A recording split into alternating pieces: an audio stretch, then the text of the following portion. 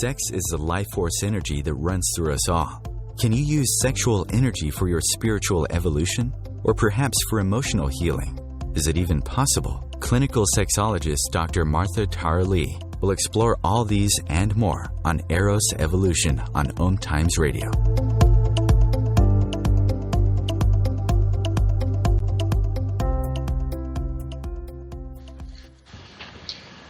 Welcome to Eros Evolution, where sexuality and spirituality meets. This is Dr. Martha Tara Lee. I'm a clinical sexologist based in Singapore, and my company is called Eros Coaching. That's EROS coaching.com.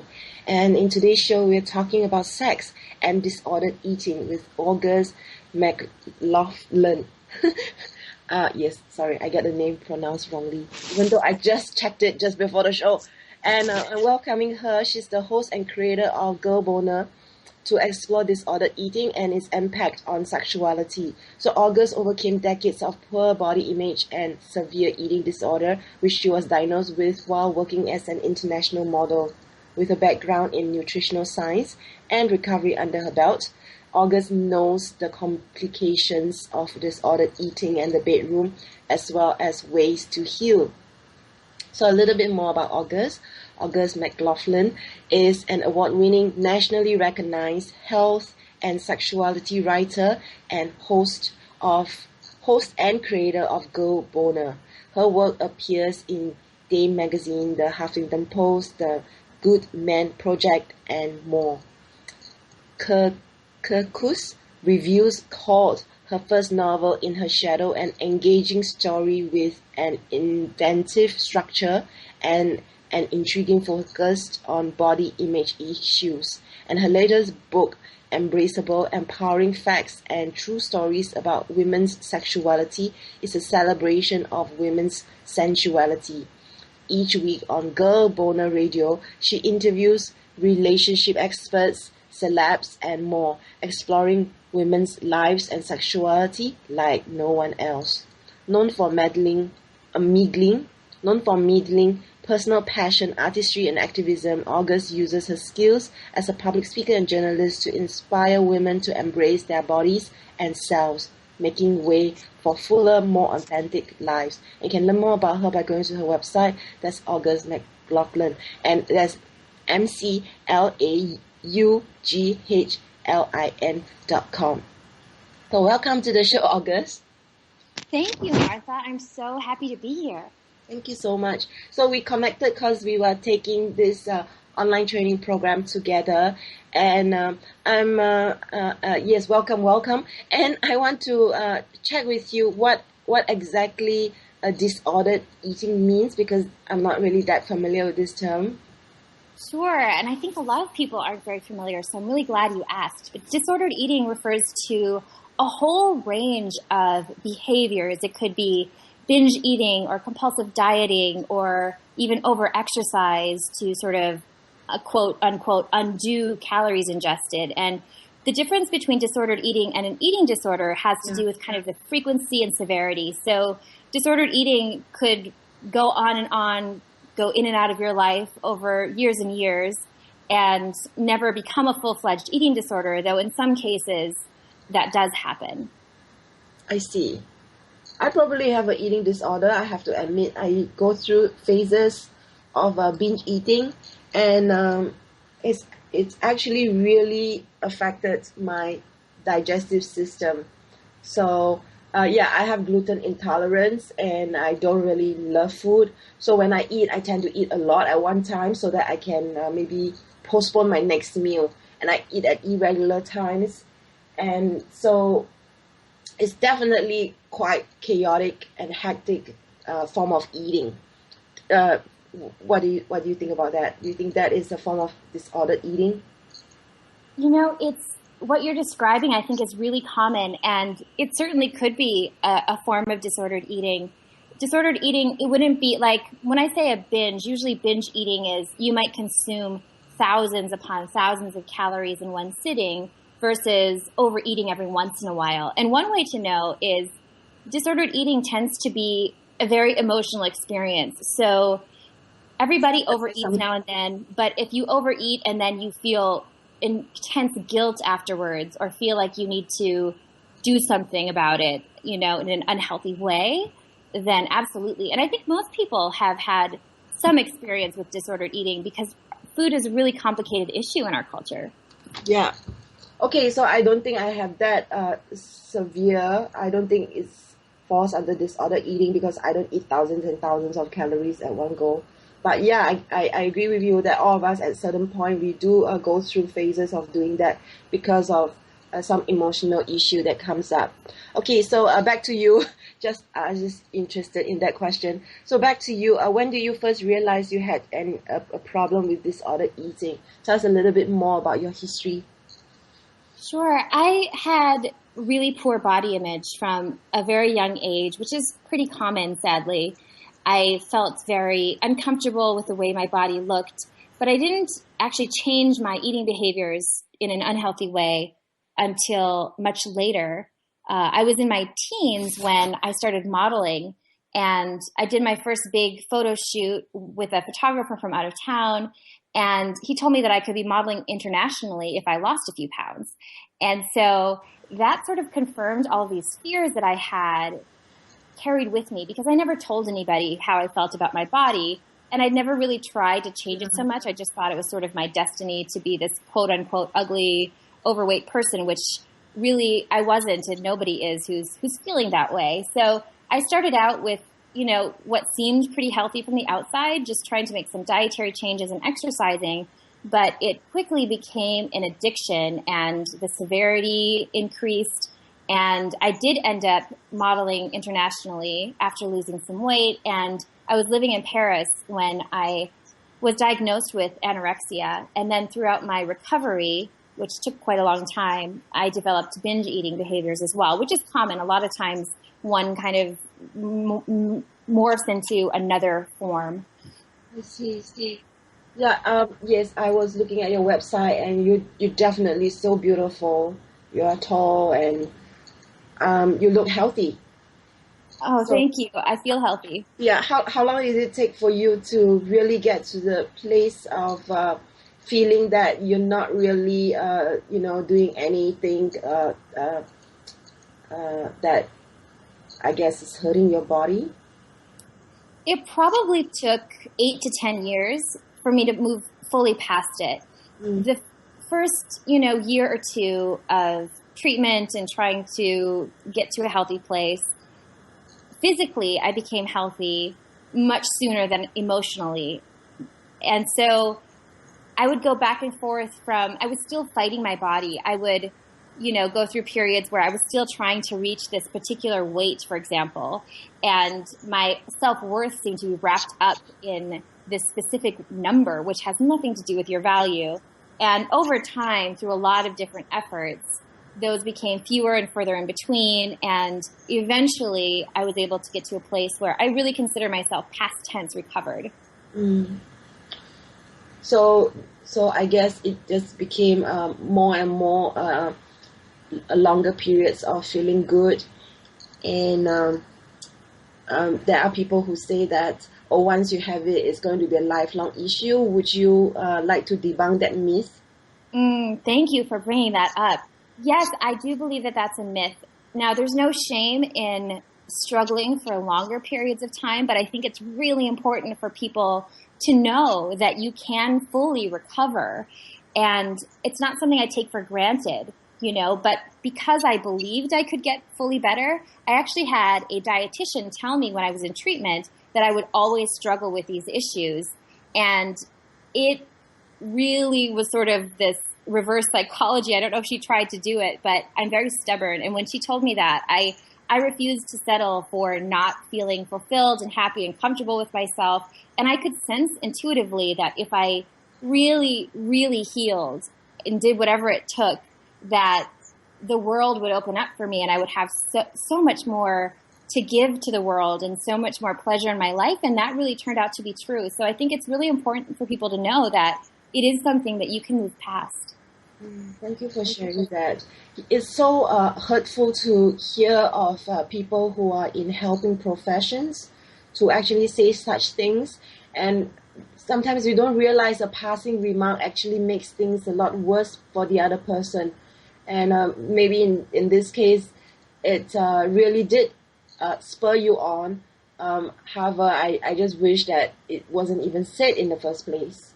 Yeah, I hear you there. I think a lot of times well-intended remarks are quite hurtful, and I heard a lot of those types of things along the way. So yeah, I appreciate you saying that. Yeah, it really wasn't easy, and we're just gonna come into break in 1 minute. So I would like to maybe ask, what are some of the things that really helps you to move past it? Besides, you mentioned therapy. Yes, therapy helps to a degree, but what helped me most was actually embracing my sexuality. I was sitting in a college course and for the first time talked about sex and sexuality in my entire life. And that really turned all the lights on in the room and sent me in the right direction. So that, and then also creative expression helped me, writing, journaling, music. And it's been a process. And I think different things help different people. So it's really important to reach out and try many different things. Beautiful. So what you're saying is the inside becomes whole, and then the outside follows. I'm very, very intrigued by what you said about what happened in college about embracing your sexuality. Was that a specific phrase or sentence? You know, it kind of was, and it was funny because it was a very simple one. The professor stood before the class and said, "Today we are going to talk about sex." And even though I had had sex and had been sexually active, except for when I was really, really anorexic, I'd never talked about it. We'd had a couple of courses in school, but in that moment, I just sensed something click inside me, and it's been much better ever since. Wow. Okay, let's talk more and continue this conversation after this break.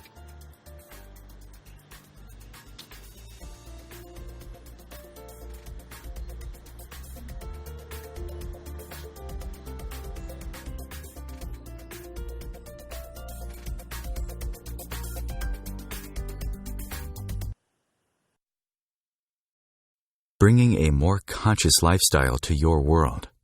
Om Times Radio. IOM FM.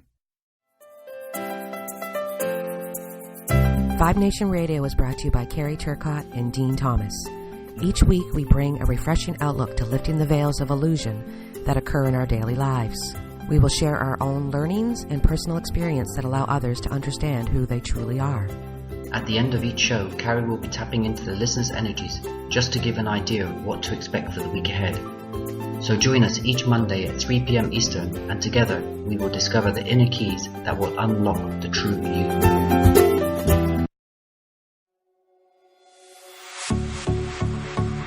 Dr. Kevin here, and I want to invite you every Thursday, 3 p.m. Pacific, 6 p.m. Eastern, to join me on the Dr. Kevin Show, where we have a diversity of guests who help you step outside the box, behind the curtain, and see what a load of crap is going on in the world today, so you have more information with which to make better decisions. We'll see you there. Namaste.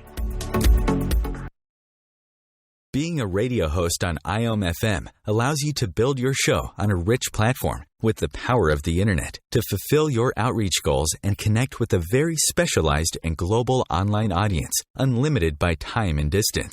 Om Times Radio will provide you with web relevance, a recognizable conscious brand, and with the standard of excellence that has accompanied every single Om Times endeavor. Host your show with Om Times Radio Network. The number one reason girls drop out of school in sub-Saharan Africa is lack of access to feminine hygiene products. The Pads for Schoolgirls Project, an outreach of Humanity Healing International, is changing this paradigm by setting up sewing programs at schools, teaching girls a vocational skill, while producing the reusable pads that help keep them attending classes. The girls pay it forward by making and giving pad kits to other girls in need. To learn more, visit humanityhealing.org. Humanity Healing is where your heart is. Free your mind with Om Times Radio. IOM FM.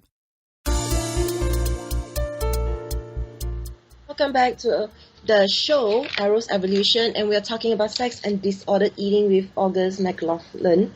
And she's the host and creator of Girl Boner, and you can also check out her Facebook page. That's Mind Girl Boner at Facebook. And you can definitely also go to the website and check out her 2 books.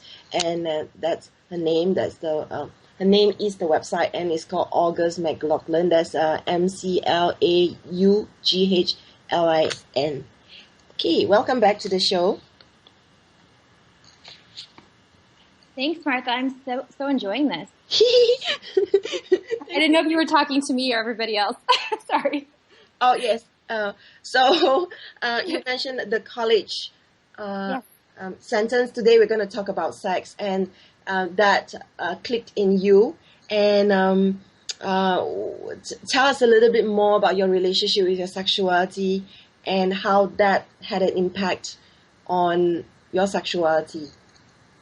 Sure. At the time, it was very interesting because, as I mentioned, when I was grappling with anorexia, I really had no sex drive. I felt very robbed of my femininity and my sexuality because when you're malnourished, you can't function that way. You don't have blood circulation to your genitals. Your moods are terrible. I didn't sleep well. All these factors, stress, anxiety, depression, that kept me from being interested. And by the time I was in that course, my body was in a much healthier place. So I had a sex drive again. Mm-hmm. But what was interesting was, again, I had a sexual partner. I had one serious boyfriend who I'd been with for years. And even he and I had not talked about sex or sexuality. We would occasionally refer to it kind of in this hush-hush sort of way. But it dawned on me that I didn't even know where my clitoris was. And it was funny because the professor, another thing that she said that really struck me was, she said, so many women have no idea where their clitoris is. And I pretended on the outside that, oh, that's terrible. How could they not know? And in my head, I'm thinking, oh my God, I don't even remember where, did I learn that? I don't know. I didn't know my parts. I didn't know my anatomy. I didn't know so much. There was just this huge gap and sort of this like invisible line from my genitals down and from the genitals up, anything involving our sexuality. And it really shifted my attitudes and kind of encouraged me to want to learn more and also to challenge all these damaging myths I'd learned about sexuality, like the fact that I'd been taught that men were sexual and women are not, for example, or that, masturbation is a sin. I wanted to really get to the truth of those issues. I was really struck by what you said, like you pretended, oh, that's a terrible thing, women not knowing where their clitoris is. I think we just often go along with what we feel is the socially acceptable reaction. Yes, absolutely. I think so too. And there's even shame around having shame. So women feel embarrassed if they don't know their physiology when there's very good reason that we don't. And men struggle too in these areas, and people of all genders struggle in these areas. So I think it's really important to know that, if you're lacking knowledge or if you feel that you're outside the norm somehow, that it's perfectly okay. And we need to normalize the conversations about sexuality, which is why I love your work so much. Oh, thank you. I love your work too. Thanks. It's true. I was just going to your YouTube and seeing some of the videos that you have done and the interviews, and it's really awesome. You won several awards for your radio show. Could you just tell us a little bit about it quickly? Sure. So Girl Boner started as a blog series and quickly became my whole life, pretty much, my brand and my business.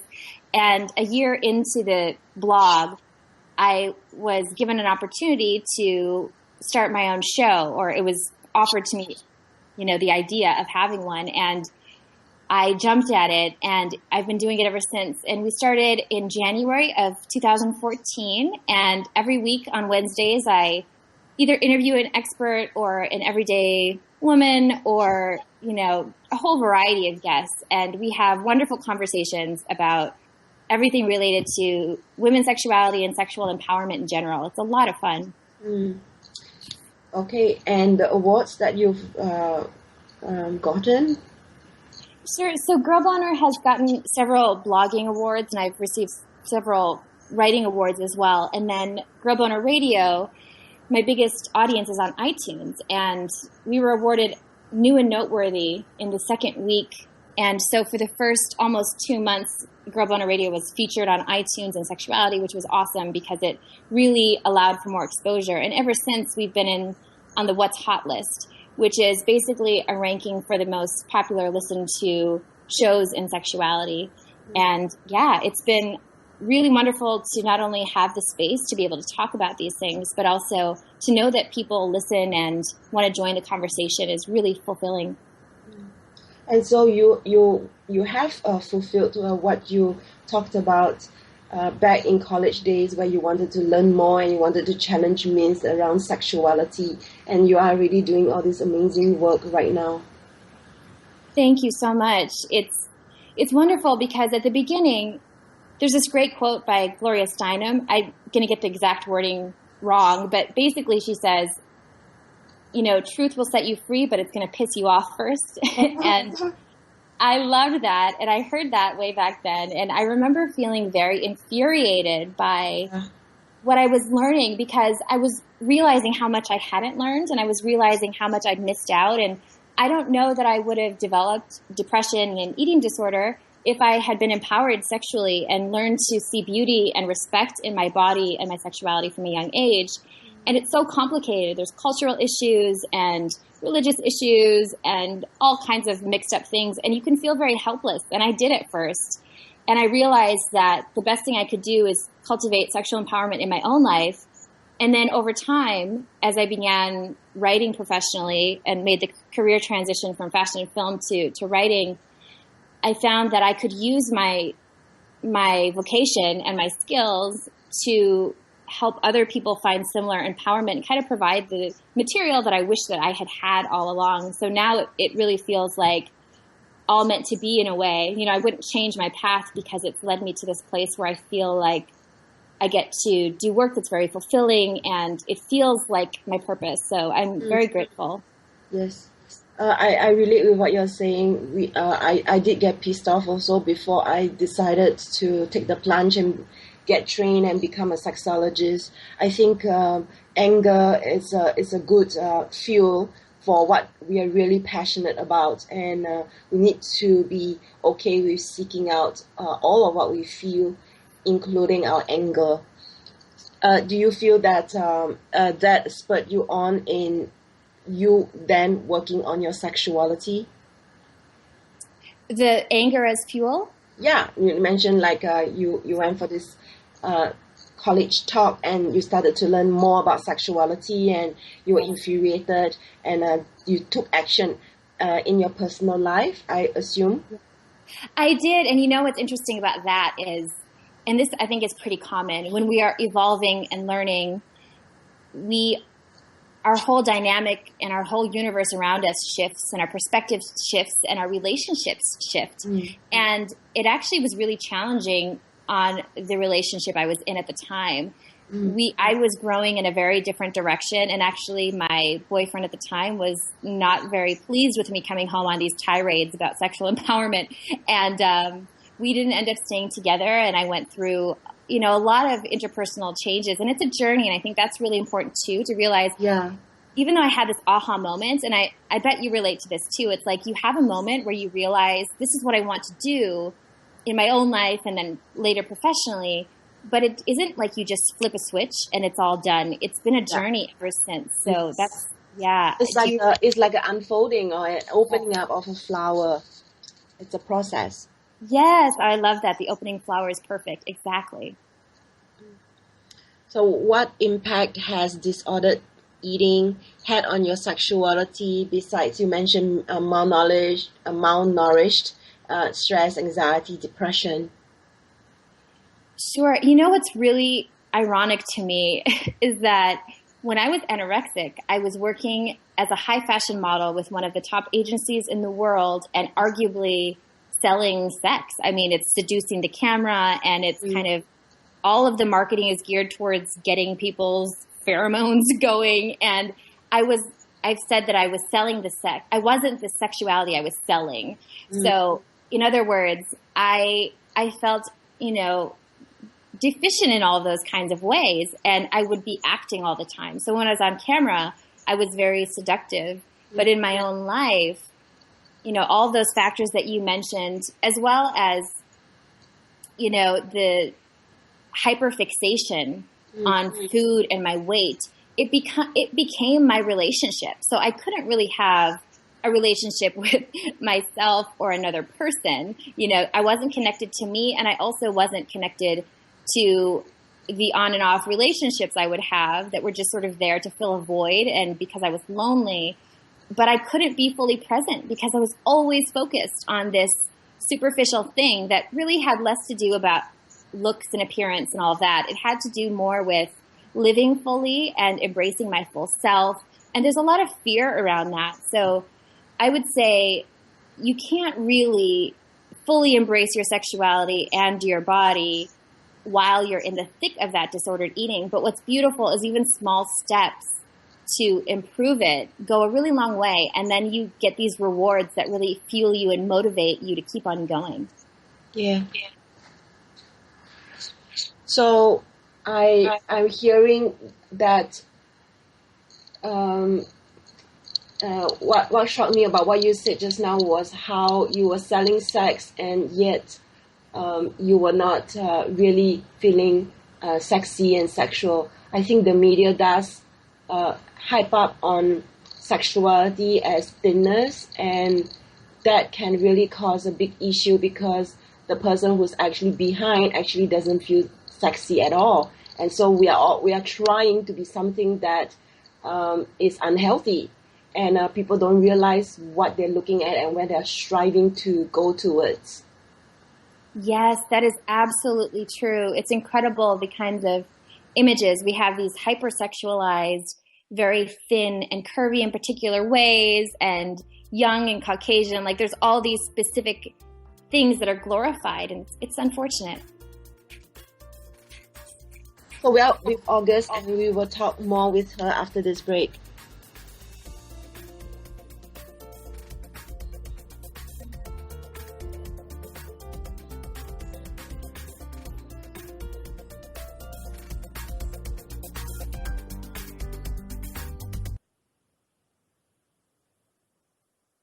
Conscious media for conscious minds.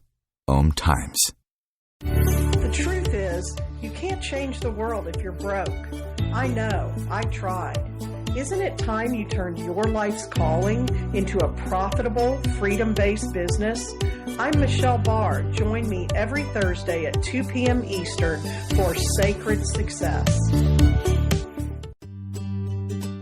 Have you bought into the idea that you have to work hard for your money, that business is hard? I will share some dynamic access consciousness tools to get you out of your own way so you can create a business that actually succeeds. Join me, Simone Millisers, on The Joy of Business at 4 p.m. Mondays Eastern.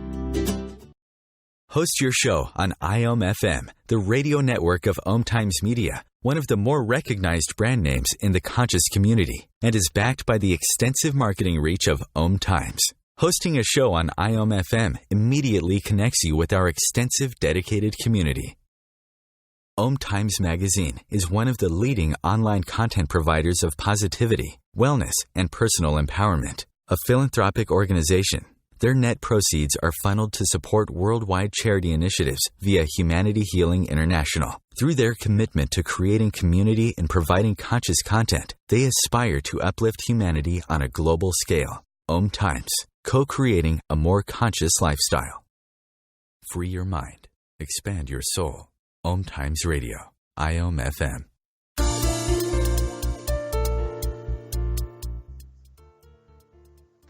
You are listening to Eros Evolution on the Om Times Radio Network, and you can share this show with your friends by sending them the link omtimes.com/mobile. With this link, your friends will be able to listen to the show without needing to download any app.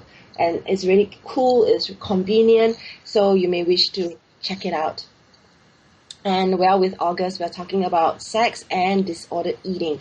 And as with every show, I'd like to ask August at this point what she sees as the link between sexuality and spirituality, and specifically perhaps with body image when it comes to sexuality.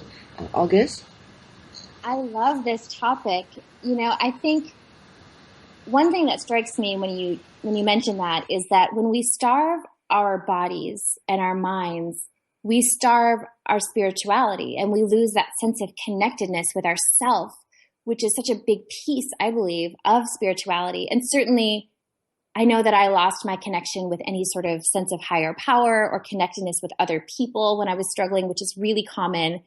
And spirituality can play a huge role in healing. I actually have a new book out called Embraceable, Empowering Facts and True Stories About Women's Sexuality. And there's a section all about religion and sexuality. And there are stories from 3 women, 2 who are of Christian faith, and they've remained spiritual and embraced their sexuality, and 1 who escaped a cult. And all 3 of them, early on in their spiritual and religious journeys, they were taught that sexuality is a sin and that their bodies were thus sinful. So I think it's really interesting and important to recognize that they're really tightly linked. Yeah. I mean, how can one recover from that?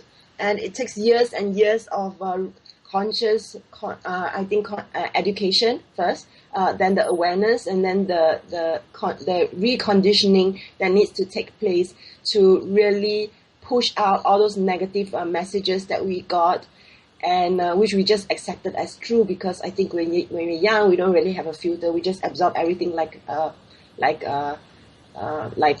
we just absorb everything as if it's true, and we don't filter it. So that's why it just stays with us and sticks with us for so long.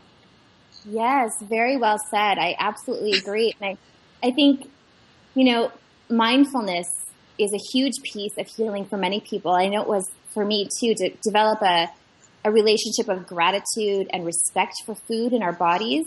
Mm-hmm. And when we have that, we're much more able to have gratitude and acceptance and respect for our sexuality. It's all, we are whole beings. We aren't just these separate compartments that don't cross over. Mm-hmm. Yeah, true. Okay. So how did all this, the eating disorder and what you were doing, binge eating and all that, how did this affect you spiritually? I felt a tremendous sense of disconnect.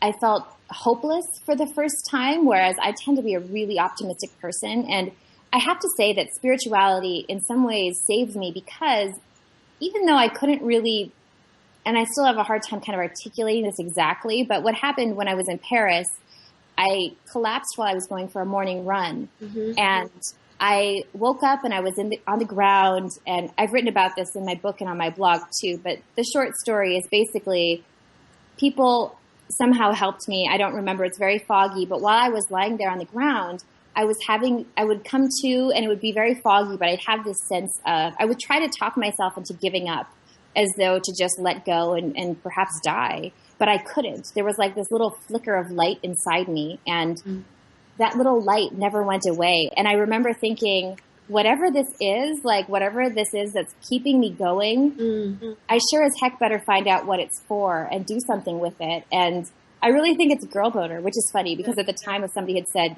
it's girl boner, I wouldn't have believed it, because I wouldn't have had any idea that I'd be going into sexuality at the time. But I think that sense of hope, even when we're in the darkest of times, our spirituality we might feel disconnected from, but it never fully leaves us. And it's a place where many, many people find healing, whether they are Buddhist or Christian or Catholic, or just in a general sense, feel a connection to the universe. I think it's really important to have some sort of spiritual fuel in your life, as well as, nourishment in your body. That's great.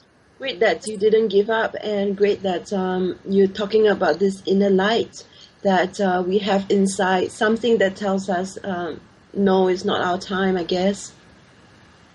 Yeah, I feel really fortunate for that, because it wasn't something that I wanted at the time. I mean, I wasn't trying to feel that way. I was fighting it in some ways, and I feel very grateful and lucky. And anorexia actually has the highest fatality rate of all psychiatric illnesses. Mm-hmm. So I definitely think that luck, fate, destiny, however you want to see it, played some kind of role. And I'm sure that plays a role now in my work, feeling kind of indebted to what we've been given whenever we go through a hard time and we're able to see the light again. And one of my favorite things about my work is hearing from other individuals who have gone through difficult times and they want to share their story, because I think we can learn so much from other people's journeys.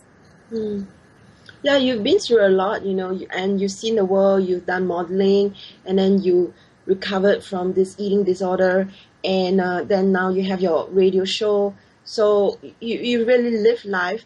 I'm curious, because this show would have listeners who are on the spiritual path. In what ways would you consider yourself spiritual, and any advice that you have for listeners out there? Sure. One thing I'm really embracing of now is meditation and stillness and mindfulness. And that is something that I never thought I would be able to do, because I was very hyperactive as a kid, and I tend to relax through activity. I've had historically a very hard time sitting still. I've never napped well, any of that. And I'm finding that in recent years, even just the past few, meditation and having some stillness in my life, spending time in nature and thinking, thank you.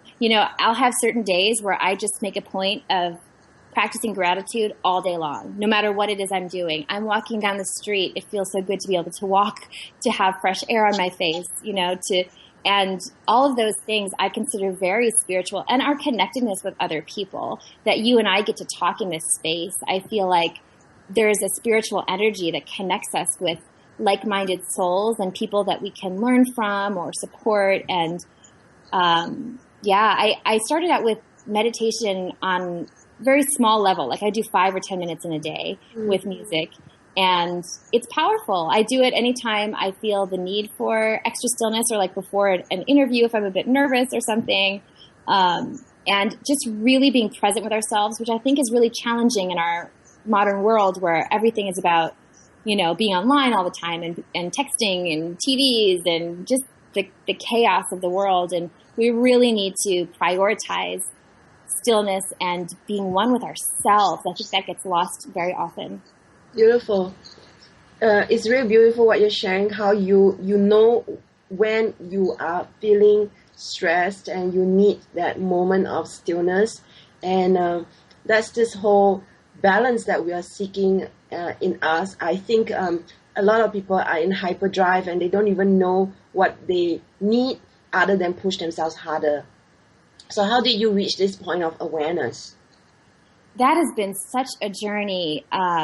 Many things. I think some of it was growing and time, and really I've always been very set on living better and doing what I can. And, I went through lots of different relationships and, had to really find emotional strength. And I'm in a very happy, healthy relationship now, which I know plays a big, big role in that.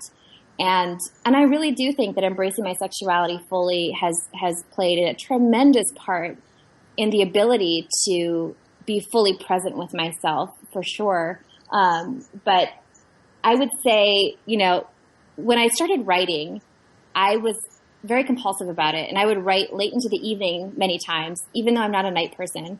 And I started to realize that I wasn't sleeping well, and I just felt very spread thin. Like I was always in this sort of, even though I enjoyed the work, I'd never felt really peaceful. I would get excited, but not peaceful. And so I decided one month, I had been having a really hard time sleeping, like a lot. All my Facebook posts from a few years ago are like about insomnia. And I started reading a book it's called like 30 Days of Rest. And it encouraged you to have active rest, which really appealed to me because, again, I'm not like a napper and stuff like that. And so I decided for 1 month I would not work in the evening, and I would take breaks and I would play and I would work in spurts. And I figured I would make less money, but I would feel better. I felt better, and it also turned out to be one of my most profitable months to date at that time. So ever since then, I've been very committed. I try really hard because I think our culture really... And in the world, there's a celebration of busyness. Like the more busy we are and the more stressed we are, it's almost like a bragging right. Like, look how little sleep I'm getting. Look how little food I'm getting. And you know what I mean? I don't think that's healthy. So I try to celebrate the opposite. Great. Yeah, I think a lot of people are getting more and more drawn to meditation and being in stillness and mindfulness. And it's not, they're starting to realize it's not anything to do with religion. And that's because I think a lot of people are just tired of the lives that they used to live and wanting a different kind of life for themselves. Yes, I think so too. And that's a really positive shift that I'm seeing. I think sometimes I wonder if people from like the prairie days would be laughing at us thinking we have to actually like go to a retreat or something to find quiet, where it used to be that's all you had. You know, you'd light a candle and yeah, I love the trend of seeing it. It's becoming more mainstream to be mindful and meditative, which is great. Yeah, I agree. So what else do you feel has helped you with your healing? All the things that you've done, therapy, mindfulness, meditation, your sexuality, you mentioned, yes. So that was what I was going to ask you. What specific sexual practices did you do that perhaps listeners could, get some value from? One of the biggest turning points for me was I had not masturbated for years and years and years because I thought it was this very shameful thing, and I tend to feel a lot of stimulation inside, so rubbing my clit never seemed to work. And I was actually 30 the first time that I brought myself to climax. So, and I share that story in my book as well, that was really the biggest turning point that made me want to take it to a bigger level as far as taking it to the blog and writing about it and speaking about it, because I realized I hadn't become connected with myself sexually in that way. Sex was always something with a partner, and I needed to really learn and explore my body. So I'm a huge fan of self-exploration sexually and masturbating routinely. It doesn't need to be all the time, every day, every week, whatever. It's just checking in with yourself and nurturing that part of yourself and seeing it as something that is your own and that you can then choose to share with others if you want to. I would really like to have a chance to read 2 of your books at some point. We have a break, and we're going to go into the last segment after this break.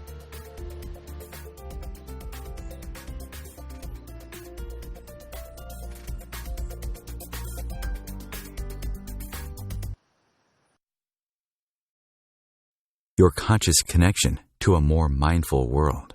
Om Times Radio. IOM FM.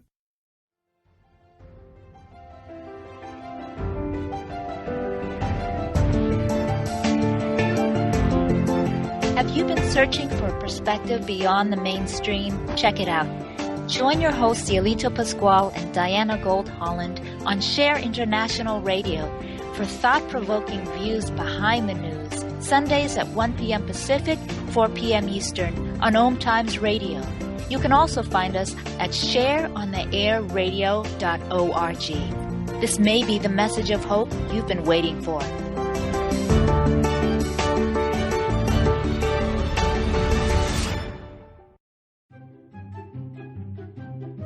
What if living didn't have to be so serious? What if you could move beyond your problems with greater confidence and ease than you've ever imagined? Throw your labels out the window and join the Irreverent Therapist for practical tips and a very different way of approaching the changes you would like to create. Marilyn Bradford and Pam Hodling have empowered hundreds of people to come out of self-judgment, quit looking to experts, and begin to create the lives they desire. Join us Wednesdays at 7 p.m. Eastern on the Irreverent Therapist Show. Being a radio host on IOM FM allows you to build your show on a rich platform with the power of the internet to fulfill your outreach goals and connect with a very specialized and global online audience, unlimited by time and distance. Om Times Radio will provide you with web relevance, a recognizable conscious brand, and with the standard of excellence that has accompanied every single Om Times endeavor. Host your show with Om Times Radio Network. What if business could be fun? What if business is the adventure of living? What are you choosing? Where do you do business that makes it easier, more fun, or more joyful for you? We'd love to see where you do business. Connect with us on Instagram at Joy of Business or Twitter at Joy of Business. and share your pictures with hashtags BusinessDoneWhere and Joy of Business. Let's change the world with business. The best of holistic, spiritual, and conscious world. Om Times Radio. IOM FM.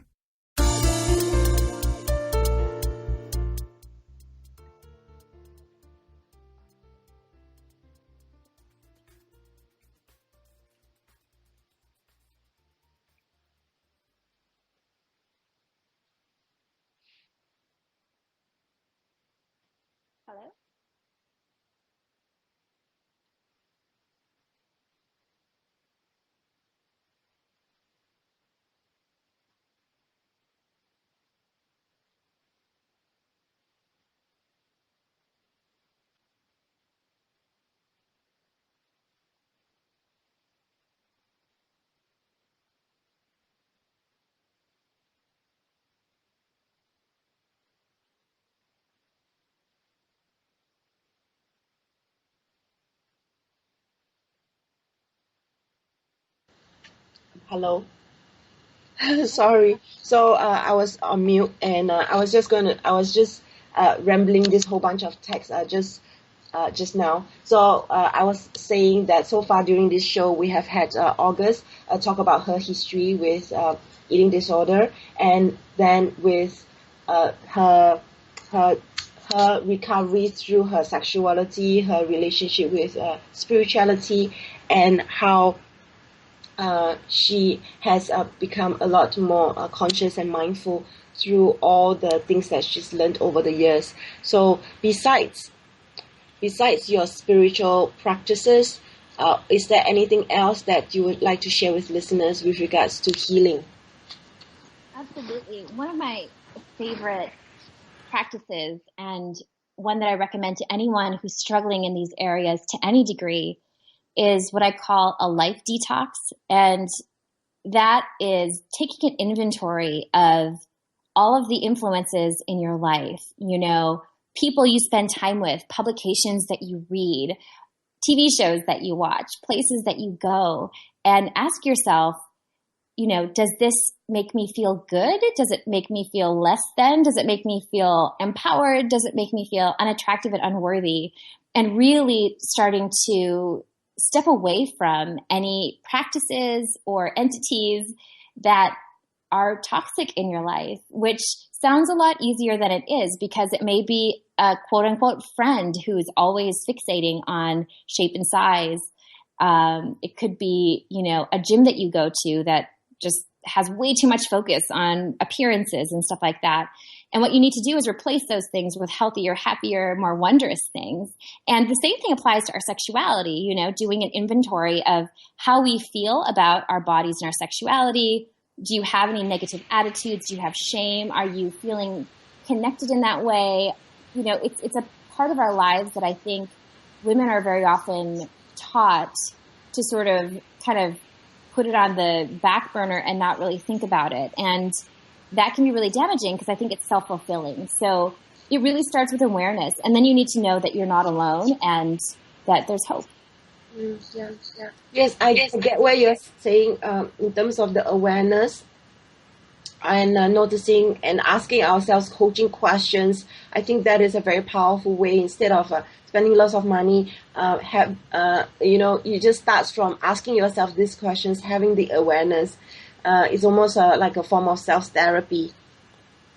Yes, it very much is. And again, that can be a painful process, because when you become aware, one way to do it is to keep a journal with you and just jot down every negative thought you have about yourself during a day. Yeah. And for people who are really struggling, this is scary, because you realize how prevalent these thoughts are. But the next step then is to take a little break and then go back and argue them as though all of those negative things, as though a good friend or a loved one said those to you. What would you say to them? Talk them out of it, argue. And when we change our language, we start changing our thoughts, and then really infusing our energy into something that matters more to us. Because I find that most people, when they're really lost in the disordered eating kind of realm, they lose sight of what they're passionate about, or they don't even know what they're passionate about, or have any sort of, drive in their life that's more positive. So I think sometimes it's a matter of, after a meal, if you're feeling stressed and you're not comfortable with how much you ate, or you wish you ate less or different foods or whatever, is diving directly into something that you're curious about or passionate about and taking those steps towards something that matters, shifting focus. Yeah. I like what you're sharing about the scariness of writing down our thoughts in the journal and then arguing with ourselves like a lover and friend, because often we are more compassionate to other people than we are to ourselves, and we really truly need to learn how to love ourselves first before we can truly fully love someone else. Yes, amen. That is absolutely true. Yeah, I like what you're saying about infusing energy into something positive, because that gives us purpose. It doesn't have to be a big thing, but at least it needs to be towards the direction of something other than ourselves, I feel. Yeah, it's so true. And I love that you mentioned it doesn't need to be a big thing. It could be volunteering at a soup kitchen or helping your neighbor with lawn, things they need to get done, or volunteering to help dogs at a shelter, or trying a new hobby, taking an art class. Yes. It's all about trying new things and seeing life as an adventure. Yes, I think at times when we are not feeling well, we focus on all the problems and being that leads us into a downward spiral of being negative, versus being positive by really looking at all the miracles, the things that we can be grateful for, and really seeing that actually there are so many people out there that are actually more less fortunate and deserving of help. And if you could just channel some of that energy to really seeing it past ourselves, then life starts getting better. I think one step at a time. That is so true. It's just taking that focus off of you and what you're insecure about and asking that question, how can I help someone? It's really powerful. So I understand you also have a background in nutritional science, and you have anything you like to share with listeners as well with regards to our bodies? Yeah. So from a dietary standpoint, I think it's really important to learn to trust your body and to get in tune with it. I think there are so many programs out there that are pretty risky or restrictive, and they end up having people, either miss out on certain nutrients or just to become more obsessed with counting things and restriction and all that. And I think what's really important is intuitive eating, listening to your body, honoring hunger, honoring fullness. So often we eat straight through the fullness cues. When I speak about mindful eating, a lot of people will be like, what are you talking about, this fullness twinge? Because we're very accustomed to feeling hunger, but we just eat straight through the fullness part, which is okay. It's okay to do that now and then. But what's important and powerful is to really know when your body is hungry or not, and to nurture it. I'm not a fan of diet plans that say don't eat any carbs or don't eat any fat. It's when you trust your body and listen to it, it asks you for what you really want and need. And most of the time, over time, as you practice this, you will primarily crave and desire healthy, whole foods. But that doesn't mean that's all you have to eat. Unless you have an intolerance or an allergy to something. I'm a big fan of treating. Like, I eat a dessert pretty much every day, and I'm really healthy. I would say 80 to 90% of my diet is whole foods, like whole grains and nuts and seeds and vegetables and fruits. But instead of focusing on what you should not eat, focus on what you can eat that's nourishing, that you can enjoy, and then be grateful for it. Pay attention to it when you're eating. Great. Yeah, I like what you're sharing. Focus on what you do, what you can eat instead of what you cannot eat, because that's really like the law of attraction at play, where the thing you focus on starts to expand. So if you keep thinking how deprived you are, then it's going to be so hard to actually eat healthier.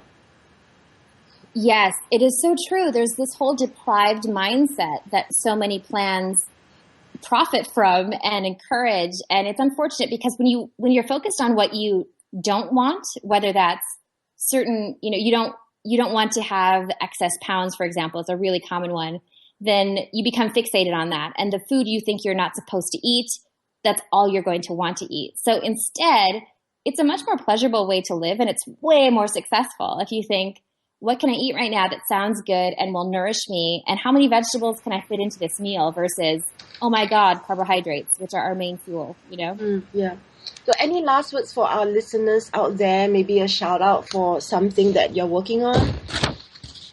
I would love for listeners to take a look at my website and subscribe to my mailing list. I'm going to be offering, and I haven't even announced this yet, but I'll give your listeners a sneak preview. I'm going to be releasing a free mini meditation, like a guided meditation. It's all about self-embracement. And if they sign up for my mailing list, then they will get that for free. But also, if anybody out there is struggling with disordered eating and they just feel like they don't have anyone to talk to, I'm always available for this purpose. I make time for it. So, and it's not something that I have as a business. This is just my own heart, and I enjoy doing it. So if you just have a question or, want to talk to somebody who gets it, contact me through my website. Just use the contact form, totally confidential. I would love to be your cheerleader. Wow, that's really kind and generous of you. So I just want to announce your website once again. Is August McLaughlin, and that's McLaughlin. And be sure to go to her website, and you can read more about August and her work by going to her website. And be sure to check out her new book, Embracing Empowering Facts and True Stories About Women's Sexuality, on Amazon. And be sure to check it out. And in the meantime, this has been Dr. Martha Tara Lee with August. Stay lovely, and we'll see you in next week's show. And next week's show, we are talking about orgasmic running. So that's really cool. Be sure to tune in to Eros Evolution next week.